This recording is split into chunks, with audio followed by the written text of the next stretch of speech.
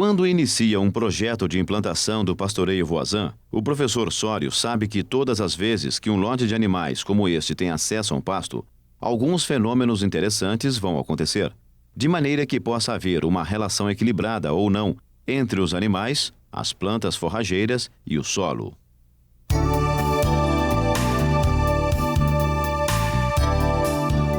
O primeiro efeito é o corte, promovido pelo ato de comer dos animais.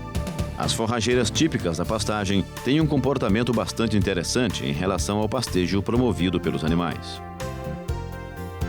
Se suas folhas e hastes não são cortadas, não há estímulo para um rebrote mais vigoroso. Isso porque, quando as folhas mais altas da planta são cortadas, ocorre um fluxo de hormônios em direção às gemas de brotação.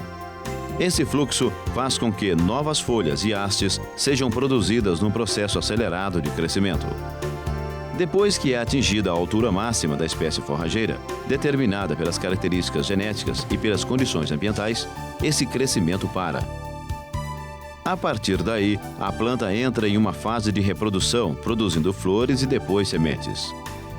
Vale destacar também que, enquanto estão crescendo, as folhas e os talos verdes são tenros e nutritivos.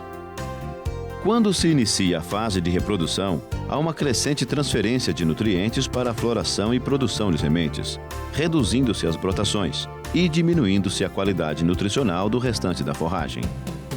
Também, quando as folhas e os talos atingem seu tamanho máximo, entram em processo de senescência, perdendo qualidade nutricional, tornando-se cada vez mais fibrosos. Se as folhas e os talos mais altos não são cortados por meio do pastejo, acontece um outro problema.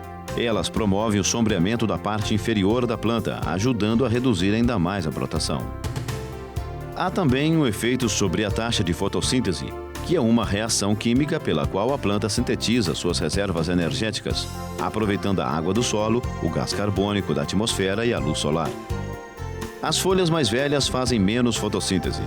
E, para piorar, ao sombrearem as brotações mais novas, situadas nas partes mais inferiores da planta, estão também diminuindo a taxa fotossintética da planta como um todo.